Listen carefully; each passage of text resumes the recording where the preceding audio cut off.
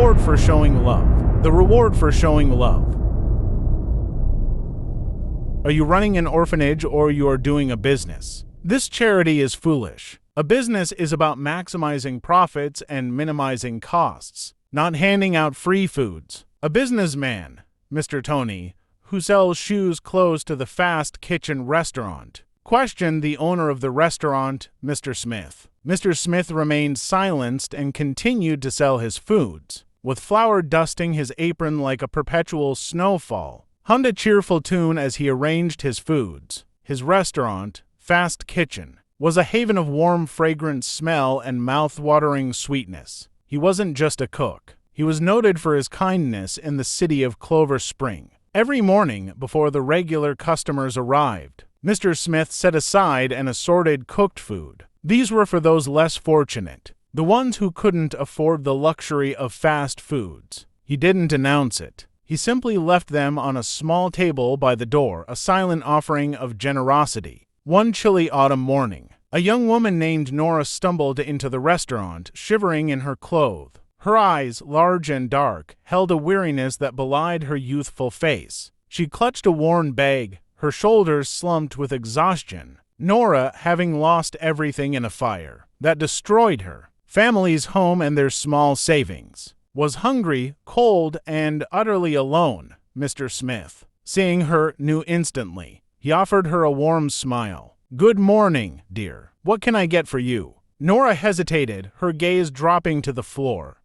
I don't have any money," she whispered, her voice barely audible. Mr. Smith chuckled softly. "Dear, go to the table at the corner." He gestured towards the assorted cooked foods. Nora's eyes widened in amazement, then filled with gratitude. She carefully chose a fried rice and chicken, her fingers tracing its aromatic taste. She thanked him profusely, her voice choked with emotion, as she ate her food, warming her hands and heart. Another figure entered, a scruffy-looking man named James, a street artist known for his vibrant, if sometimes slightly eccentric, murals. He usually frequented the restaurant, but recently he'd been noticeably absent. He looked thinner, his clothes worn and patched. He also noticed the table of free assorted cooked foods. James, a proud man who rarely asked for help, hesitated. He'd fallen on hard times. His art hadn't been selling well, and his savings had dwindled. The hunger gnawing at his stomach was hard to ignore. He saw Nora enjoying her food, a small smile playing on her lips. He took a deep breath and approached the table. He chose fish and chips.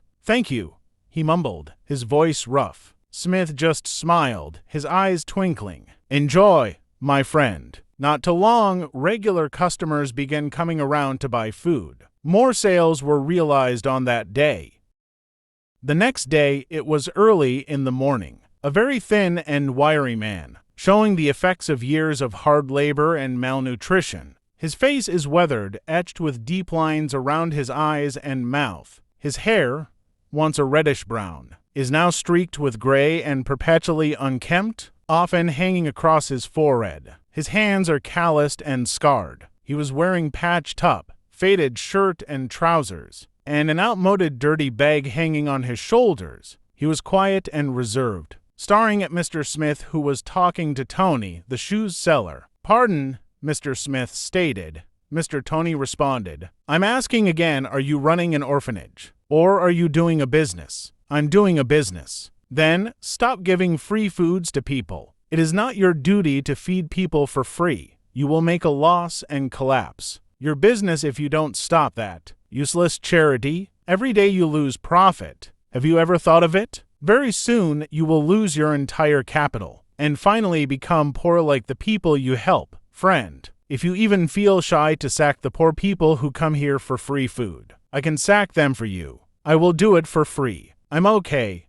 I don't need your advice. Please, mind your own business." Mr. Smith walked away. He noticed the wretched man that looked like somebody who had eaten for the last 3 days. He beckoned to the less privileged man. "Friend, I'm Smith. Please. What's your name? Call me any name you want." "Ah."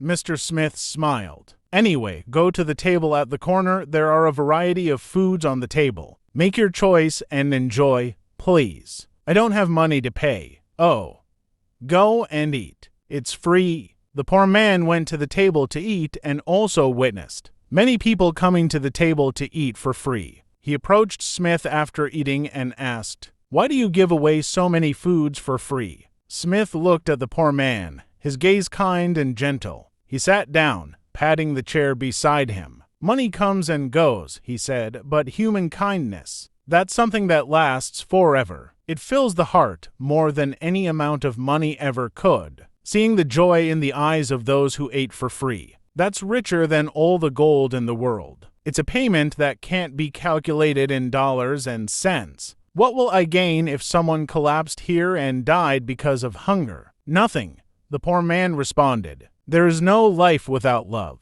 No love, no life. Life comes out of love. We are able to live because others show love towards us. If you have the privilege and the means, show love towards others for them to live. Money isn't everything. Sometimes, the greatest riches are found in the simplest acts of kindness."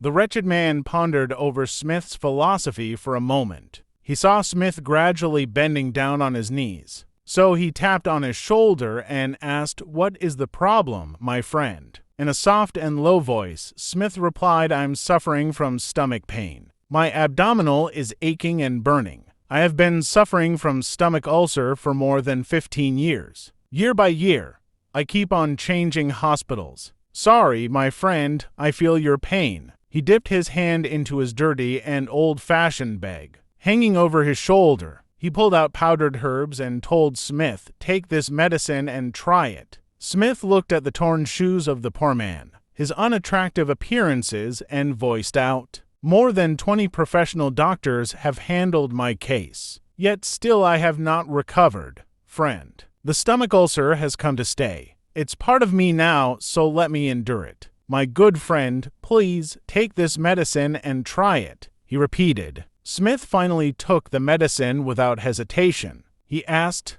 "How will I use this medicine?" "Every morning, put 1 teaspoonful of this medicine into either a porridge or tea and drink it. Repeat this process for 7 days. You can go to the hospital and check if you still have stomach ulcer after 7 days. Thank you, friend." Smith said in a low voice, "Please, show me where you stay." Mr. Smith asked. The poor man gave his residential address to Smith and left the place. Smith used the medicine and followed the exact instructions granted to him by the poor man. After 7 days, he went to hospital to check for ulcers and the presence of H. pylori bacteria, but it was confirmed that he has no ulcer. Smith doubted the result after thinking about the number of years he had stayed with stomach ulcer. He murmured, "This ulcer cannot vanish in a week." He moved to another modern hospital and checked for ulcers and the presence of H. pylori bacteria. However, the result proved to be negative, meaning he has no ulcer. A broad grin stretched across his entire face as he heard the good news. He couldn't contain his joy, a wide, infectious smile radiating from his features. With a sign of gratitude, he took the residential address of the poor man from his pocket and commenced searching for the man to thank him. He got to the place and found no buildings around. Smith was surprised. He asked, "Who is this poor man? Is my healing the reward for my kindness?"